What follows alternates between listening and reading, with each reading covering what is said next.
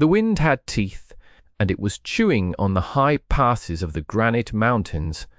Thane pulled the collar of his sheepskin coat tighter, the worn wool scratching against the stubble on his jaw. His horse, a sturdy roan named Boulder, lowered its head against the assault of ice-laced air, its breath pluming in thick white clouds that were instantly torn to shreds. It was late afternoon, but the sun was a pale, defeated disk behind a sky the color of a fresh bruise. Winter was not coming. It had arrived, and it had settled in the bones of the land like a permanent sickness. He had been to the settlement below, a place called Providence Gulch, though it offered neither. He went only when necessity dictated, for salt, for flour, for cartridges. He traded cured hides and took nothing else, least of all conversation. The town was a raw wound of muddy streets and false-fronted buildings, populated by men whose eyes held the glint of gold fever, and women whose gazes were old with disappointment. Thane preferred the silence of his cabin, the company of the pines, the profound loneliness that had become his only faithful companion since he had buried his wife and son on the rise behind his homestead 5 years prior. It was the unnatural stillness that first caught his eye, a splash of dark color against the oppressive white of a snowdrift just off the narrow winding track he called a road. It was not a rock nor a fallen log. It had the slumped shape of something that had once held life. He pulled Boulder to a halt, the squeak of saddle leather loud in the frozen air. The world and its sorrows could tear themselves apart, and he would remain untouched in his high, cold fortress. But the shape nagged at him. It was a violation of the landscape's clean, brutal order.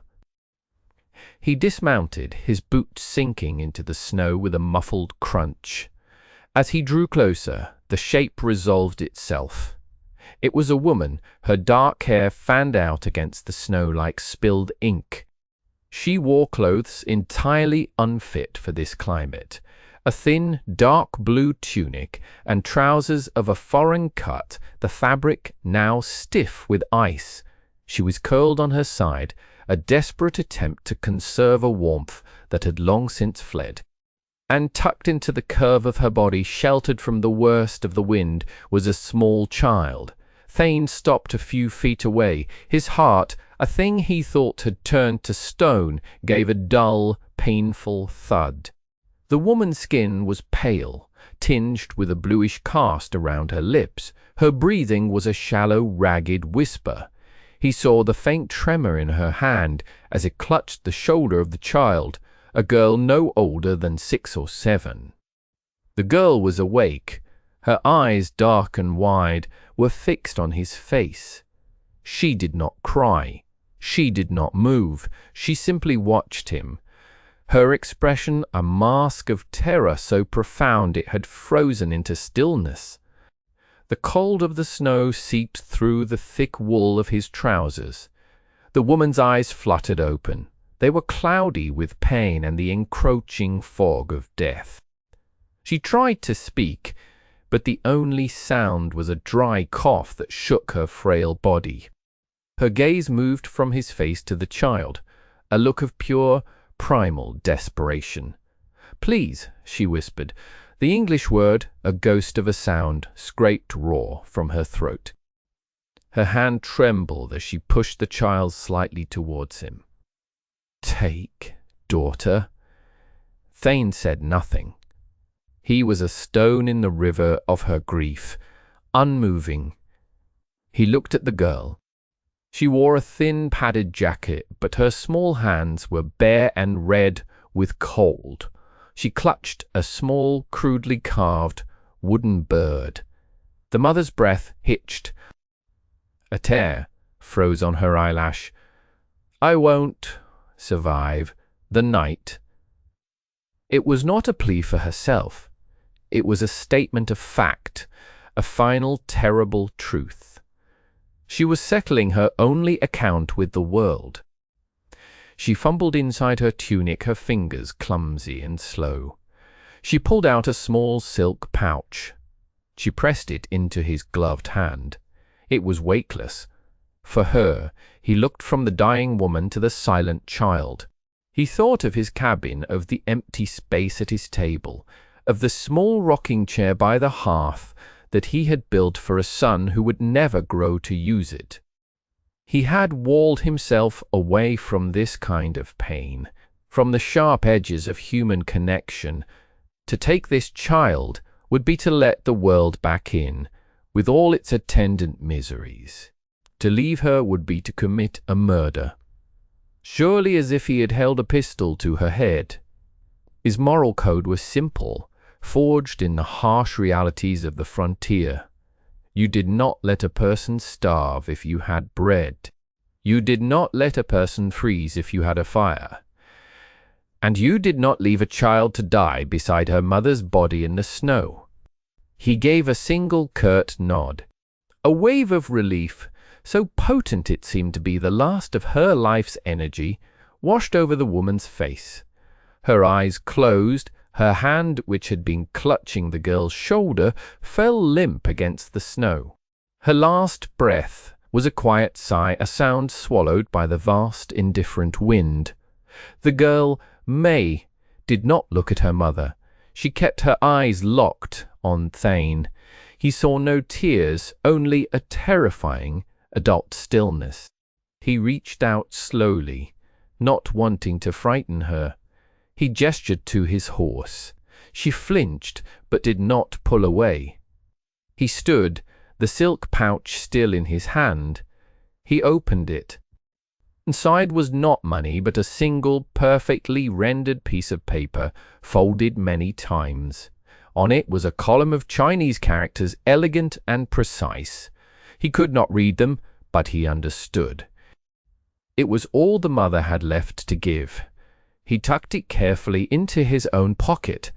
Then, moving with a deliberation that was both gentle and immensely practical, he unbuttoned his heavy sheepskin coat. He wrapped it around the small, shivering girl, cocooning her in its warmth and the scent of wood smoke and leather. He lifted her. She was lighter than a sack of flour, a small, bird-boned creature lost in the folds of his coat. She did not resist. She buried her face against his chest, her small body trembling not from cold, but from a grief too vast for tears. He swung her up onto Boulder's saddle, placing her in front of him. He mounted, his movements economical and sure. He settled her against his chest, pulling the edges of the coat tightly around her. He did not look back at the still form in the snow. There was nothing more to be done for the dead. All that mattered now was the living. He clicked his tongue, and Boulder, sensing the new urgency, turned and began the slow, steady climb towards the solitary light of Thane's cabin. A man and a child riding away from death into a future as uncertain and forbidding. The journey was silent. The girl, whose name he did not know, remained rigid in his arms for the first mile. Then, slowly, as the warmth of his body seeped through the heavy coat, she began to relax. Her trembling subsided. By the time the dark silhouette of his cabin appeared against the graying sky, her breathing had deepened into the steady rhythm of sleep. She had surrendered to exhaustion, finding a temporary oblivion in the shelter of a stranger. Thane's cabin was not a home. It was a shelter. It was built of thick hand-hewn logs, chinked with mud and moss.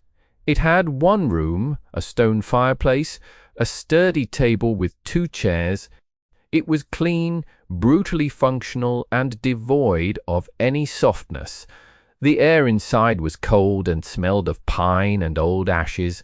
It was the space of a man who had systematically purged his life of comfort, because comfort was a reminder of what he had lost. He dismounted carefully, lifting the sleeping child down. He carried her inside and laid her gently on his own bed, pulling the thick bear pelt blanket over her. She did not stir. The dim light from the single window, her face was pale and still, her dark lashes stark against her skin. He stood for a long moment, looking down at her, a feeling of profound unease settling in his gut. This was a complication he had not sought, a responsibility he was ill-equipped to handle. He moved to the fireplace, his actions methodical, automatic. He laid the kindling, struck a match, and coaxed a small flame to life. The fire caught, its hungry crackle the only sound in the room. He filled a pot with water from the bucket by the door and hung it over the flames. He did not know what to feed a child. He had cornmeal. He would make gruel. It was sustenance, if not comfort. As the water heated, he looked around the cabin as if seeing it for the first time. He saw the empty spaces. He saw the hooks on the wall where his wife, Sarah, had once hung bunches of drying herbs. He saw the small rocking chair in the corner, its wood smooth and pale, untouched for 5 years. He had built it with his own hands, sanding it until it was like silk, dreaming of the son he would hold in his arms as he sat there. The fever had taken them both, in the space of a week, leaving him in a world bleached of color and meaning. He had learned to live with the silence. Now, the sound of another person's breathing filled it. The sun vanished completely, and the world outside the cabin's single window became a swirling vortex of wind and snow. A storm had descended from the peaks, and it hammered against the sturdy log walls. Thane sat at the table, cleaning his rifle, the rhythmic scrape and click of metal on metal, a familiar, grounding sound. The gruel sat warming by the hearth. She woke with a small, sharp gasp. Her eyes flew open wide with fear and confusion. She sat up, clutching the heavy bear pelt to her chin, her gaze darting around the unfamiliar firelit room. When her eyes found him, she froze. Thane laid the rifle aside and stood up slowly. He kept his hands open and visible. He pointed to the pot by the fire, then to his mouth. An offering of food, the most basic gesture of peace. She watched him, her expression wary. She was a wild thing, cornered and terrified. He ladled some of the gruel into a wooden bowl and set it on the table. He pushed one of the chairs towards her, then retreated to the far side of the room, giving her space. For a long time she did not move. The fire crackled, the wind howled. Then, driven by a hunger that must have been gnawing at her for days, she slid off the bed. Her bare feet made no sound on the rough-hewn floorboards. She approached the table cautiously, her eyes never leaving him. She picked up the bowl. It was warm in her small, cold hands. She did not sit. She stood by the table and ate, quickly and silently, her gaze lowered. When she was finished, she placed the empty bowl back on the table. She looked at him, and for the first time he saw something other than fear in her eyes. It was a flicker of acknowledgement, a quiet, formal gravity. She gave him a small, almost imperceptible bow of her head. It was a gesture of thanks, imbued with a dignity that seemed far beyond her years. And so their life began. It was a life of silence, measured by the rising and setting of a winter sun. He learned her name was May from the paper her mother had given him. He said it aloud once, pointing to her. She looked up, startled, and nodded. It was their first exchange. He established a routine. He rose before dawn, tended to his horse, chopped wood, and checked his traplines. He would leave food for her on the table, a piece of smoked venison, a boiled potato, more gruel. When he returned in the evenings, he would find the cabin transformed in small, subtle ways. The blankets on the bed would be folded with military precision, the floor would be swept clean, his few dishes would be washed and stacked neatly. She was creating order in his wilderness, imposing a quiet, domestic civilization on his Spartan existence. She did not speak. He did not press her. Their communication became a language of gestures. He noticed her shoes were thin, worn-through slippers, entirely inadequate for the cold floor. On his next trip to Providence Gulch, a journey he made through a deep and unforgiving snowpack, he went to the general store. He bought a small pair of leather boots, guessing at the size. He left them by the hearth that evening without a word. The next morning, she was wearing them. He found himself watching her. She would sit for hours by the window, tracing patterns on the frosted glass with one small finger. She would take the wooden bird her mother had given her and make it fly through the air, enacting silent, solitary dramas. He saw in her the same profound loneliness that inhabited him. They were two islands of silence in a single room. One evening he sat down at the table with a block of pine and his whittling knife. The firelight danced on the blade as he worked, the shavings falling in fragrant curls to the floor. May watched him, her dark eyes reflecting the flames. Over the course of an hour, he carved a small, rough horse. It was not as finely made as her bird, but it was solid and recognizable. He sanded it smooth with a piece of worn leather and held it out to her. She approached slowly. She took the horse from his calloused hand, her small fingers brushing against his. She examined it from all angles.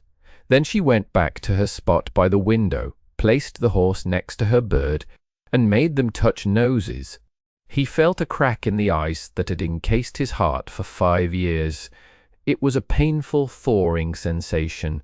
He had brought this child into his solitude to save her life, but he was beginning to understand that she, in her silent, dignified way, might be saving his. The silence in the cabin was no longer empty. It was shared. And that, he realized, made all the difference. The blizzard arrived without warning. It came down from the highest peaks like a pale, hungry beast, erasing the world in a fury of white. For 3 days and 3 nights the wind shrieked like a banshee, and the snow piled up against the cabin walls, burying the single window halfway up its frame. The world shrank to the dimensions of the single room, lit only by the flickering firelight and the dim filtered glow from outside. Thane had weathered storms like this before. He had a full store of firewood in the lean-to, smoked meat hanging from the rafters, and sacks of flour and beans, but he had never weathered one with a child. He watched May, looking for signs of fear, but she remained preternaturally calm. She sat by the hearth, mending a tear in her thin jacket with a needle and thread she had produced from her mother's small bundle. Her stitches were tiny and perfect, a line of disciplined artistry. On the 4th day, the wind died down, but the snow continued to fall, thick and silent, and endless. The cold deepened. It seeped through the chinking between the logs, a palpable, invasive presence. The fire, which Thane kept roaring, seemed to fight a losing battle against it. They huddled closer to the hearth, the world outside utterly obliterated. It was during the long, dark hours of the 5th night that the crisis came. The woodpile inside the cabin, which had seemed so large, was nearly gone. The lean-to with the main supply was only 20 yards from the door, but those 20 yards were now a treacherous landscape of chest-deep drifts and biting, insidious cold. To let the fire die was a certainty of death. Thane stood and pulled on his heavy coat and gloves. He took down the lantern from its hook. May looked up from her mending, her eyes wide in the firelight. She watched him, a silent question in her gaze. "Wood," he said, the single word sounding loud and rough in the quiet room. He pointed to the fire, then to the door. He opened the door, and the storm lunged inside, a blast of frigid air and swirling snow that sent ashes scattering from the hearth. He stepped out, pulling the door shut behind him. The cold was shocking, a physical blow that stole his breath. The snow was deeper than he had imagined. Each step was a monumental effort, plunging him into the freezing powder up to his waist. The lantern cast a weak, flickering circle of light, swallowed by the immense darkness. Inside, May waited. She stood by the door, listening to the muffled sounds of his struggle against the storm. The fire in the hearth shrank, the logs collapsing into a bed of glowing embers. The shadows in the corners of the room grew larger, more menacing. She clutched her wooden bird, its smooth shape, a small comfort in her hand. For the first time since her mother's death, she felt a raw, sharp stab of terror. She was alone again. It felt like an eternity. But it was, perhaps, only 15 minutes before the door creaked open again. Thane stumbled inside, his arms laden with logs. He was a creature of ice and snow. His beard was frozen solid, his eyebrows were thick with frost, and his clothes were caked in white. He dropped the wood by the hearth with a heavy thud and sagged against the wall, breathing heavily, his body shaking with cold and exertion. May moved without hesitation. She took the small kettle, which always held warm water, and poured it into a tin cup. From her mother's bundle, she produced a small packet of tea leaves, a precious commodity she had guarded jealously.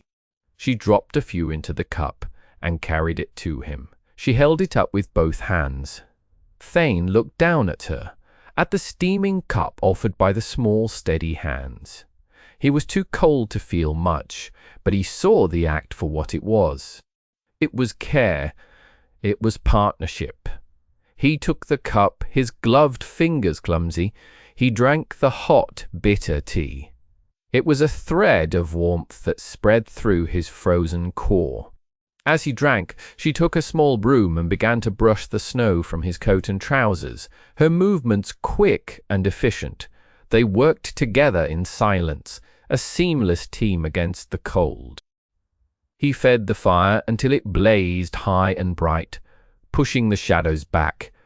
The warmth returned, and with it a fragile sense of safety. They sat by the fire, the storm raging forgotten outside their small sanctuary. The shared ordeal had broken through a final layer of reserve. The silence between them was no longer just a shared space, it was a shared understanding. Thane found himself speaking. His voice was low and rusty from disuse, the words pulled from a place of deep, frozen grief.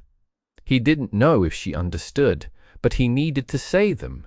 He needed to fill the quiet with something other than the howling wind. "I had a family once," he said, his gaze fixed on the dancing flames.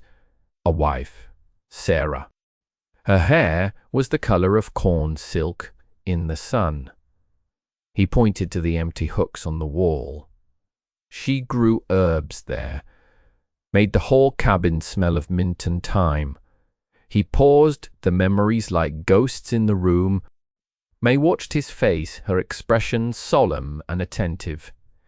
"And we had a son, Samuel." His voice thickened. He gestured with his chin towards the small, unused rocking chair.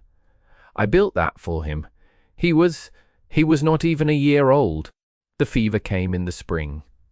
Fast. There was nothing the doctor could do. Nothing I could do. He looked at his own hands, large and calloused, hands that could build a cabin and hunt a deer, but could not hold on to the two people he loved. I buried them both on the hill under the big pine tree. He fell silent. The confession left him feeling hollowed out, raw. He had not spoken their names aloud in years. May listened to the cadence of his voice, to the sorrow that needed no translation. She saw the pain in his eyes. She reached out one small hand and rested it on his arm. It was a light, tentative touch. Then she held up the small wooden bird. She touched it to her own chest, then looked towards the door, towards the world outside, where her mother lay buried under the snow. She looked back at him, her dark eyes shining with unshed tears. He understood. Mother. Gone. He put his own rough hand over hers. For a long moment they sat like that, a man scarred by an old grief and a child broken by a new one, finding a fragile solace in the shared warmth of a fire, while the world outside tried its best to tear their shelter apart. The walls between them had not just been cracked, they had crumbled into dust. The thaw came slowly, reluctantly. The world emerged from its white tomb, dripping and sodden.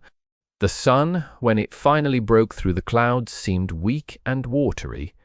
Thane cleared a path from the cabin door, the wet, heavy snow a burden on the shovel. Life could resume its rhythm. It was a week after the blizzard broke that they had their first visitor. Thane was splitting wood when he heard the sound of approaching horses, a sound so alien in his secluded world that he instantly reached for the axe handle, his body tensing. 3 men rode into his clearing. 2 were rough-looking hired hands, their faces hard and impassive. The man in the lead, however, was different.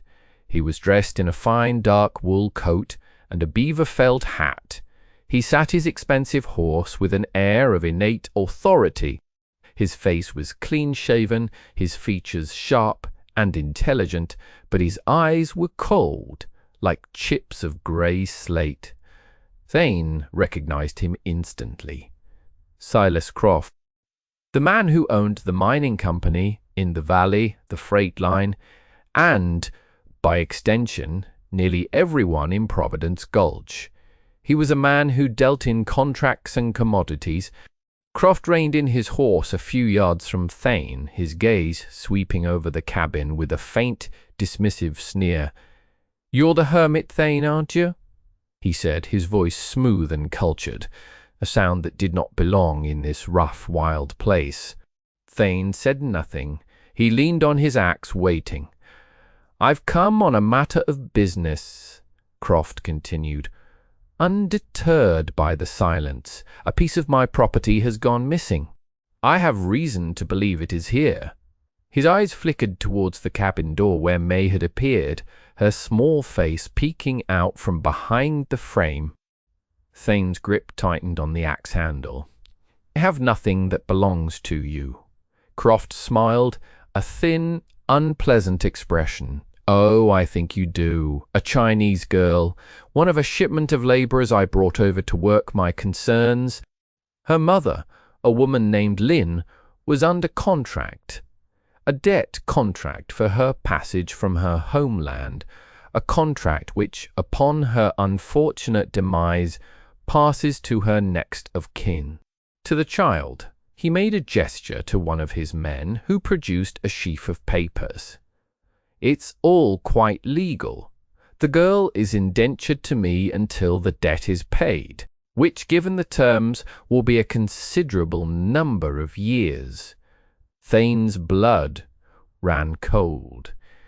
He had seen men like Croft before, men who used the law as a club to beat the poor and the helpless.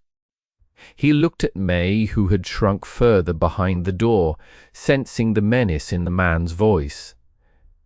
"She is not property," Thane said, his voice a low growl. "According to this contract, signed by her mother's own hand, she is an asset." "A debtor." "My asset," Croft corrected him smoothly. But I am a reasonable man. I can see you've grown attached. You've sheltered her? For that, I am willing to be generous." He reached into his coat. "I will waive the debt. In fact, I will pay you $20, a handsome sum for a few weeks of trouble. You give me the girl, and we can all forget this unfortunate incident." He held out the gold coins. They gleamed in the pale sunlight. To Croft, it was a simple transaction. He was buying a stray animal, settling an account. Thane looked from the coins to Croft's arrogant face. He thought of the blizzard, of the small hand on his arm, of the silent sharing of grief by the fire. He thought of the way she had begun to fill the empty spaces in his life, in his heart. This child was not an asset. She was his. He straightened up, pulling the axe from the chopping block. He did not raise it as a weapon, but held it loosely in his hand. It was a part of him, an extension of his will. "No," he said. The word was flat, absolute. It hung in the cold air like a stone wall. Croft's smile vanished, his eyes narrowed. "I am not making a request, Thane. I am informing you of the legal reality. That girl belongs to me. I will have her." "She stays here," Thane said, his voice unwavering. He took a half-step back, positioning himself squarely in front of the cabin door, a silent guardian. Croft stared at him for a long moment, the silence stretching taut between them. He saw the implacable resolve in Thane's face, the unyielding set of his jaw. This would not be as simple as he had thought. "You are making a grave mistake," Croft said, his voice laced with cold fury. "I will be back, and when I return, I will have the law with me. You cannot fight the law." He wheeled his horse around sharply, his men following suit. They rode out of the clearing, their departure as sudden as their arrival. Thane stood unmoving until the sound of their hoof-beats had faded completely. Swallowed by the silence of the forest, he turned and looked at May. She was standing in the doorway, her wooden bird clutched so tightly in her hand that her knuckles were white. Her face was pale, but her eyes were fixed on his, filled with a trusting faith that struck him with the force of a physical blow. He had made a choice. He had drawn a line in the snow and defied one of the most powerful men in the territory. He had chosen this small, silent girl over the peace of his isolation. He did not know what would happen when Croft returned, but he knew one thing with absolute certainty. He would not yield. This cabin was their sanctuary, and he would defend it to his last breath. The days that followed were filled with a tense, watchful quiet. Thane worked, but his senses were always strained, listening for the sound of approaching horses. He kept his rifle cleaned and loaded, leaning against the wall just inside the door. He did not speak of Croft's visit to May, but she understood. The shadow of the threat lingered over them, coloring their silent routine with a new, unspoken anxiety. She stayed closer to the cabin, her solitary games played within sight of the door. The inevitable came a week later, on a morning when the sky was a hard, brilliant blue, and the snowmelt dripped from the eaves with a steady, metronomic rhythm. 2 horses this time. Thane saw them from the edge of the clearing. Silas Croft was back, and with him, as promised, was the law. Sheriff Brody was a man softened by an easy life in town. He was overweight, his face perpetually flushed, his authority resting more on the tarnished star pinned to his vest than on any personal fortitude. He looked uncomfortable, his gaze shifting from Croft's smug expression to Thane's stony silence. "Thane," Brody began, his voice attempting a tone of weary reason, "Mr. Croft here has filed a legal claim. He has a contract, an indenture for a Chinese girl. Says you're holding her here against his rights. She is a child, not a piece of freight," Thane said, his voice low and even. He stood on the small porch of his cabin, his hand resting on the doorframe. He was not armed, but his entire posture was a weapon. "Now, I don't much care for these kinds of contracts myself," the sheriff admitted, avoiding Croft's sharp glance. "But the law is the law. The circuit judge signed off on it. This paper says the girl is his legal ward, his responsibility until a debt is cleared. I'm here to enforce it." He held up a legal document, the official seal a dark red blotch on the page. Croft smirked. "The time for discussion is over. Step aside, Thane. Hand over the girl and the sheriff will overlook your interference." At the sound of the commotion, May appeared in the doorway behind Thane. She peeked around his legs, her small face a mask of fear. She saw Croft, and her eyes widened. She grabbed a handful of Thane's trousers, her small hand a desperate anchor. Thane looked down at her. He saw the terror in her eyes, the absolute trust she had placed in him. He saw not a debtor or an asset, but a child who had already lost everything once. He would not allow her to lose everything again. He felt a fierce protective instinct rise in him, an emotion he had thought long dead and buried with his son. He straightened to his full height, his gaze meeting the sheriff's. He ignored Croft completely. "The contract is with a dead woman," Thane stated, his voice ringing with a clarity and force that made both men pause. "It holds no power here. This girl is not property."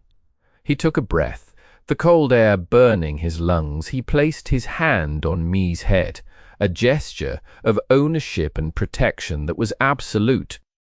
He made the declaration that would change everything, a truth forged in the crucible of the blizzard and the quiet intimacy of their shared solitude. "She is my daughter." The words fell into the silent clearing with the weight of granite.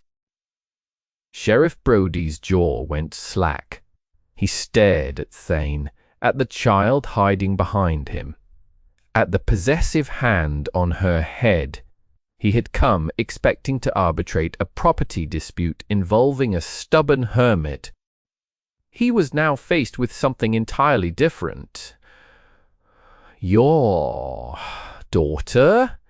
Brody stammered. "That's absurd," Croft snarled, his composure finally cracking. "He's lying. It's a trick to keep my property." Thane did not look at Croft. He kept his eyes on the sheriff, compelling him to see the truth. "I found her half-frozen and orphaned. I took her in. I have cared for her. She has no one else. This is her home. I am her father." The sheriff looked from Thane's unyielding face to the legal document in his hand. The paper suddenly seemed flimsy, a piece of bureaucratic nonsense when weighed against the raw, undeniable truth of the scene before him. He saw a man, a child, a home. He saw a family. The law had provisions for property, for contracts, for debt, but it was far more hesitant to step between a father and his child. "Well now," Brody said slowly, scratching his jaw, That does change things. This ain't a property dispute anymore, Croft. This sounds like a family matter. This is an outrage." Croft sputtered, his face purpling with rage. "I have a legal binding document. Are you going to enforce the law or not, Sheriff? Sheriff Brody folded the document and tucked it inside his coat. He had made his decision. He was a weak man, but not an entirely dishonorable one. He had been pushed, and he was now pushing back. My authority is to retrieve property and enforce contracts, he said, his voice gaining a measure of strength. My authority does not extend to taking a child from her father's home, not without a direct order from a judge in a custody hearing. He looked at Thane. As far as I'm concerned, this is your land, and that is your daughter. The matter is closed. He turned his horse. Get off this man's land, Croft. Now. For a moment it seemed Croft might argue further, or even resort to violence. His face was a mask of pure fury. But he was a man who operated through the manipulation of law and money, not through brute force. His weapon had been taken from him. He was powerless. He shot Thane a look of pure hatred. "This is not over," he hissed, but the threat was hollow. He had lost. He yanked his horse's reins and galloped out of the clearing, his impotent rage trailing behind him like a bad smell. Sheriff Brody lingered for a moment. He looked at Thane and the small girl who was still clinging to his leg. He gave a short, almost respectful nod.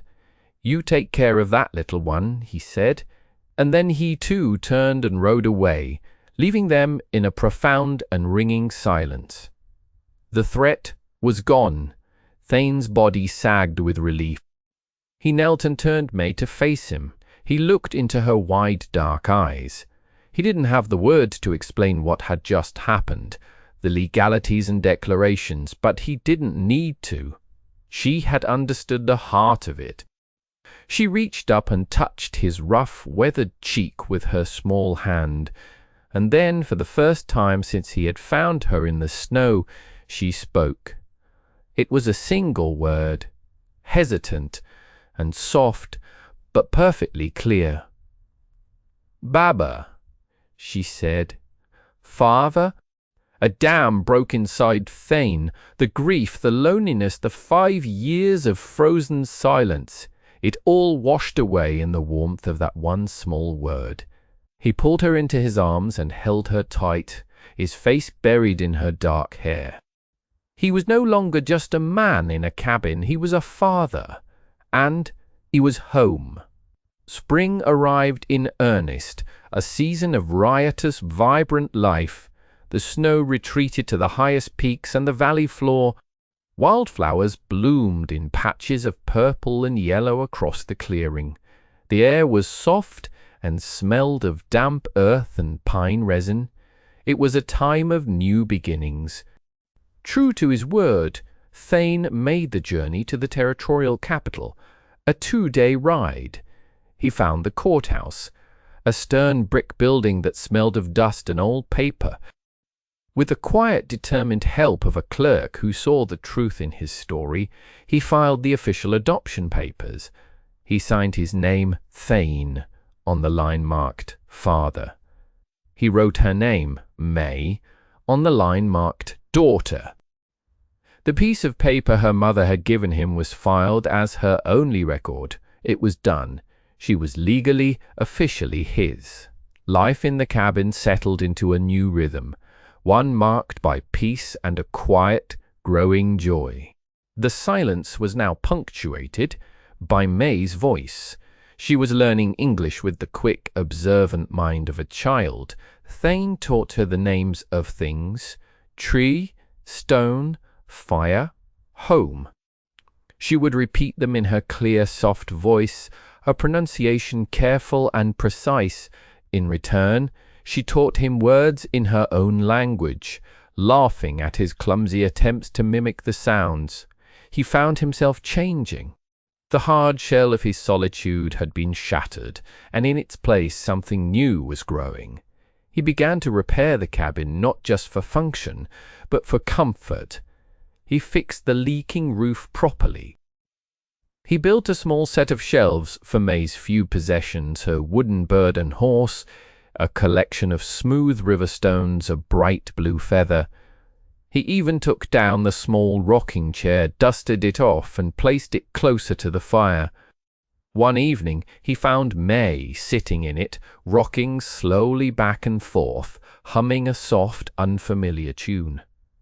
The sight filled him not with the pain of what was lost, but with the profound healing grace of what had been found. He was teaching her to live in this new world. He showed her which berries were safe to eat, how to read animal tracks in the soft earth, how to fish in the clear, cold stream that ran through the valley. She was a quick and eager student, her small hands surprisingly deft, her eyes missing nothing. In turn, she brought life and warmth into his home. She planted a small garden in a patch of sun-drenched earth near the cabin door, tending the fragile seedlings with a fierce devotion. She filled a jar with wildflowers for the table. The cabin, once a Spartan shelter, began to feel like a home again. The ghosts of the past were still there, but they were no longer menacing. They were quiet, gentle presences, making room for the new life that had taken root. One late afternoon, as the sun began to dip behind the granite peaks, casting long golden shadows across the clearing, Thane took his knife and carved into the wooden door frame. He had done this once before, years ago, marking the height of his infant son. Those marks were faded now, almost invisible. Beside them he carved a new, fresh line. He beckoned May over. She stood straight and tall against the frame. He etched her name above the line, M-E-I. Then below it he carved his own, T-A-I-N. He stepped back and looked at the names, side by side, cut into the wood of their home. May looked at the carving, then up at him. She smiled, a bright, radiant expression that lit up her whole face. She reached out and took his large, calloused hand in her small one. Her grip was firm, trusting. They stood there together on the porch, hand in hand, watching the last of the sun's light paint the sky in shades of orange and pink. The air grew cool, and the first stars began to appear in the deep velvet sky.